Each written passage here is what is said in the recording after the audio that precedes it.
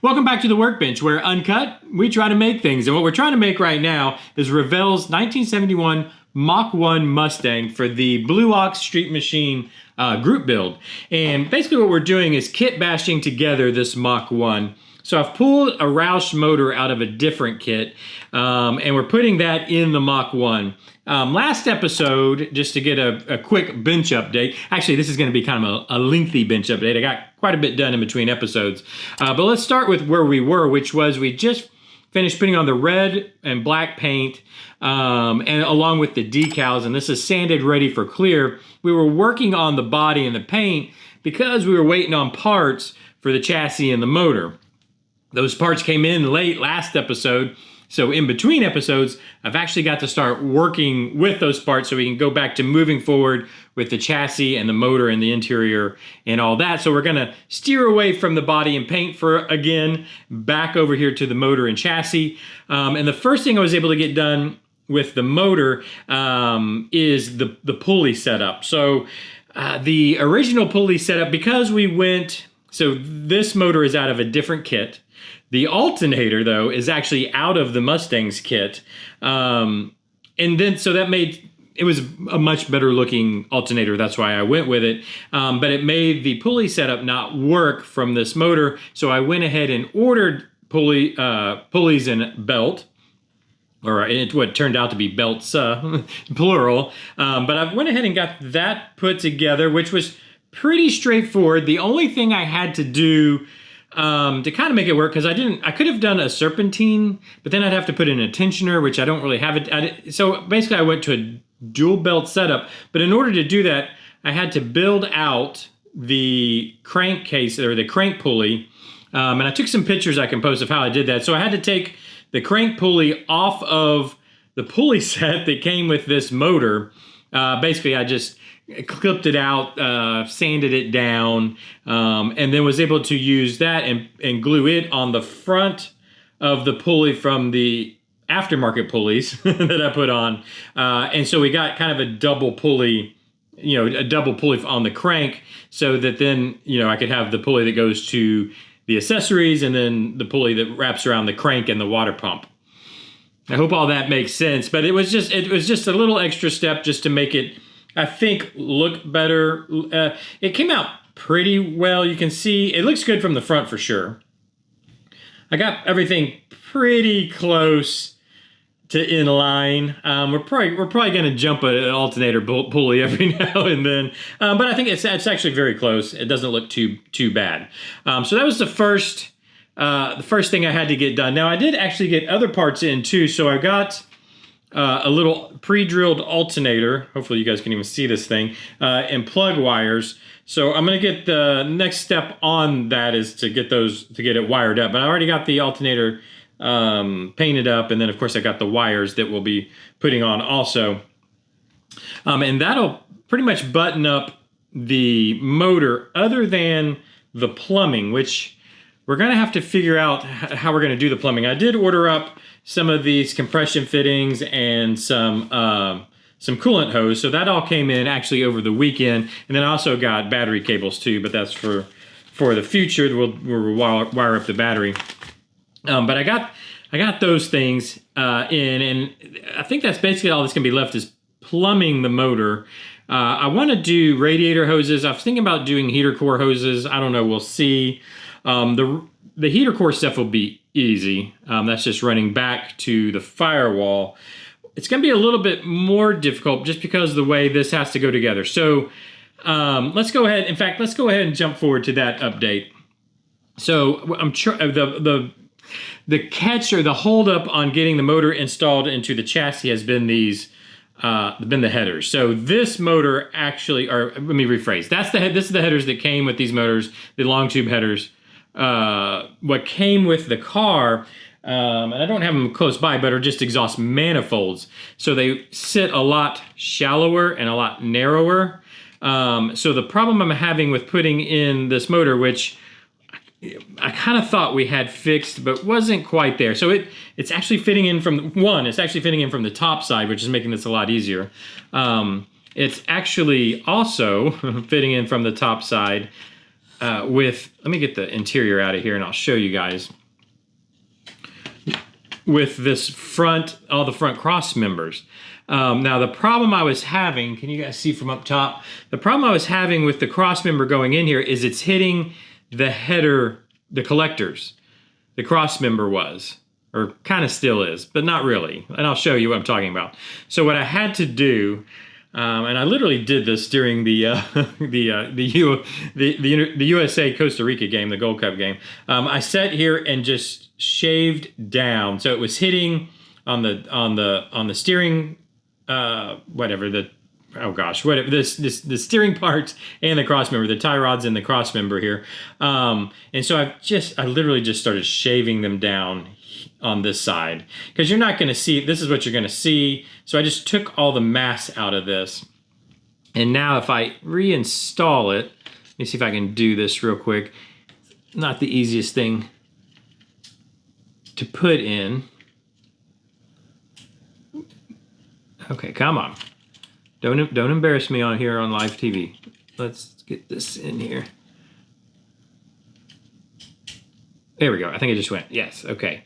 Now we can see it's fitting. What it was doing before, and it still does some. Let me see if I can adjust it. It was shooting the front end because it was hitting here on the collectors. It was pushing the front end way up on the motor. But now I can. There, it's set down. So now I can set it down nice and smooth. Everything is flush. Here, let me get it. Hold it. Everything is nice and flush. What it does do, if I push the front end down now, let me show you. Let me get it back. You have to squeeze it in there. There we go. It kind of just pulls. Is that the steering rack? No, that's just. Yeah, it pulls the steering rack and this out a little bit, but I think that's okay. The cross member and all this is sitting nice and flush. And I think that's going to be, show it down here. I think that's going to be just fine. It's actually fitting in there. The collectors come out right here, which should be fine to get some exhaust connected to. I think everything's going to be okay. The interior, let's see, sits in place. So it's fitting in the tunnel there. And I think that's going to be okay. And then with the new carburetor, we know that fits under the hood. Make sure that's attached. Yeah, it's going to be just like that. And then we have, which I haven't actually really done this. Let me find the upper brace. It's over here. The shock tower brace, which way does it go? This way. Actually kind of holds the motor down. Let me see if I can do this. It's very much a, everything kind of holds everything else in place. And that kind of holds the motor down just like that once it's going to be glued in place. And then everything looks good. And then the next issue, of course, if I can get that out of the way, is going to be the radiator and fan setup. So if I put the radiator in place here, we can see it fits just fine. You can see from up top, that fits just fine, but you can see how close the pulleys are to that. And then the front end still does sit up a little high, because my thought was my original thought was to put an electric fan in here.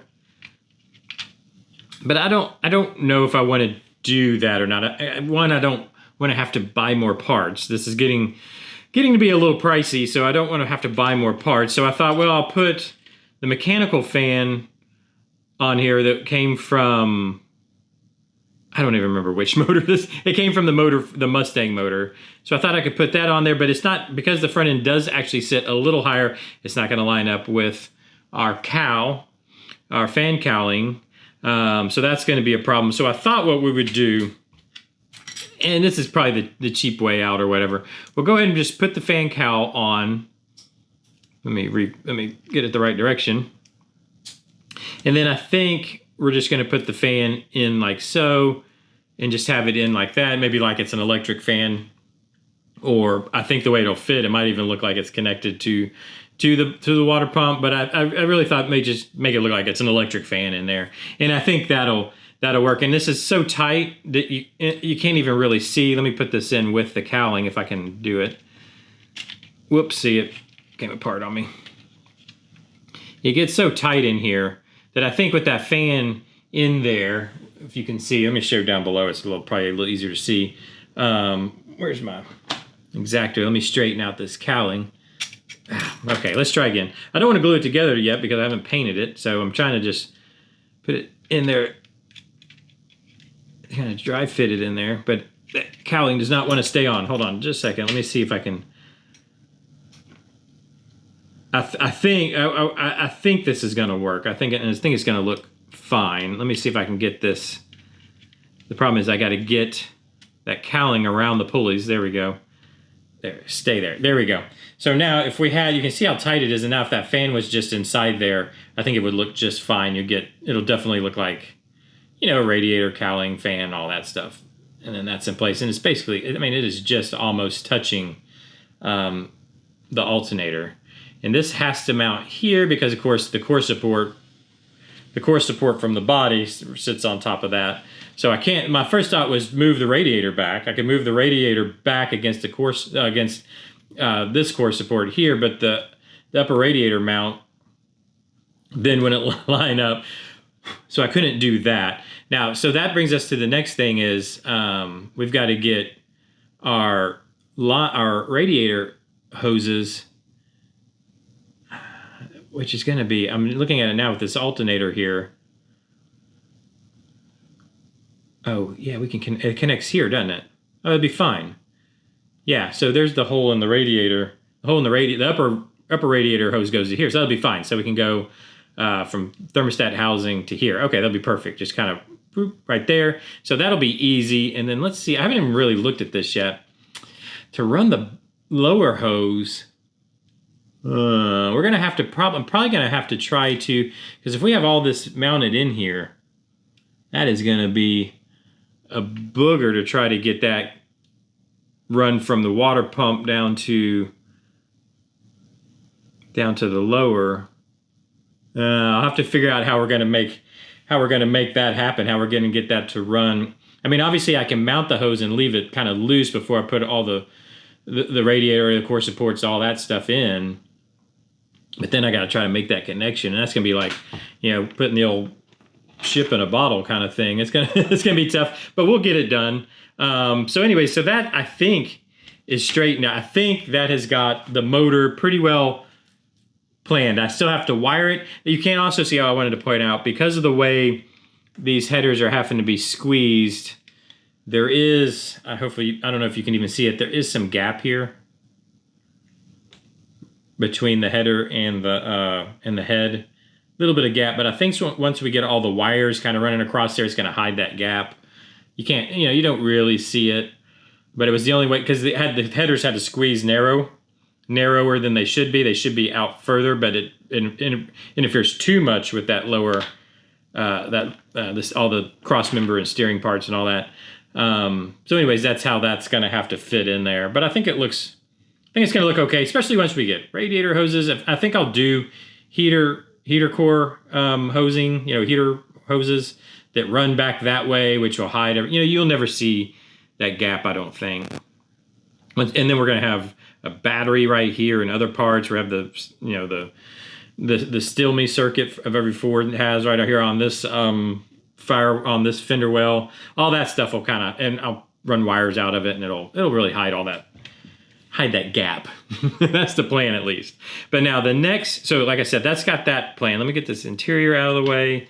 Let me pull this out, and let me pull the motor out, which will actually come out of the top now with that lower, which is really nice. I thought I was gonna have to come from the bottom, but I can go from the top. Again, because these headers are sitting narrower, you can see the gap I'm talking about here. That's how you get that gap in there, because they're squeezed a little bit narrow. But what we need to do now, well, we need to get to work. So let's get to work on this a little bit. What I need to do is, if you remember right, we got our brake calipers and rotors in. So now we should be able to set the ride height. So I need to get this, make sure this is nice and flush, because we need to set essentially our ride height, or where our wheels are going to go, which is going to be determined by where our new disc brakes are going to go. In fact, let me go ahead and pop this off, and we can take a look at what's going on here. So right now I've just have them. So the The wheels that came with the Mach 1 are just solid steel wheels with like wheel covers, I guess. So all we have is this plate like this. This kind of plate that you mount the wheels on. I need that notch is needed because that's what lines up. There's a peg right here that lines up with the upper control arm that has to peg into. So I've got to leave that. But obviously I've got to cut these down a little bit. I can show you. Let's see, these are going to go on the back side over here. If I can get, but you can see what happens when I try to put these on. They hit that plate. So at minimum, I've got to cut them down. At least the back side of that has to cut down. But also, the wheels are going to need to mount up. And I think that's, I'm just going to fudge it up. Obviously, the suspension would need to go up, but we'll just fudge the wheel up, and it's not far, and that's what I need to figure out right now. So what I'm going to do is put this back on, if I can. It's actually not the easiest thing to, there's a bunch of different stuff that has to line up to do this. Get in there. There it is. Okay, let's put that back on, and I'm going to put this in the body. Which, by the way, from me, I've got to stop with the body, doing the body anyways, because me dry fitting the chassis in and out, it's kind of nicking up the paint, which I'm going to have to touch up. So I don't want to do this too much. That's why one reason I've kind of stopped with body work or body paint also is, what's the point if I'm going to keep just kind of nicking it up? Oh boy, I want to be kind of careful. Yeah, see that needs all touched up along the edges for putting this in and out. Is that all the way? We've got to make sure we're sitting where we're supposed to be. There we go. Okay, so now what I want to do, where is our wheel? Let me just have a front wheel. Yeah, I need a front wheel. Here's a front wheel. And I can probably just, I can just use it like this. So let's see how far. So with it as is, it's sitting here. We'll show this up top. It's sitting right there. I think it just needs to tuck just a little bit. So it just needs to, not very far. I just want it to tuck right up in there like so, I think. So what I'm thinking I'm going to do is just clip that peg off of there for now. See if I can bring it down smooth. Let's see. That's going to have to go. Let me see if I can just kind of whittle it down smooth. Let me pull this back out of the body. Give it back to me. Yeah, let's whittle this down smooth so that our brake disc will sit flush on here. Because I'm thinking I'm going to leave this on here, I guess. It's not scale, like I don't know what it would be. But I think we're going to leave it on here. And then now what I was thinking was just going, that might be too far though. I was thinking I was going flush with this on the bottom of it. But I think we're just going to go up just a little bit. In fact, let's do this. This is where that peg was. I think we're going to go just right there. So let's put this back in.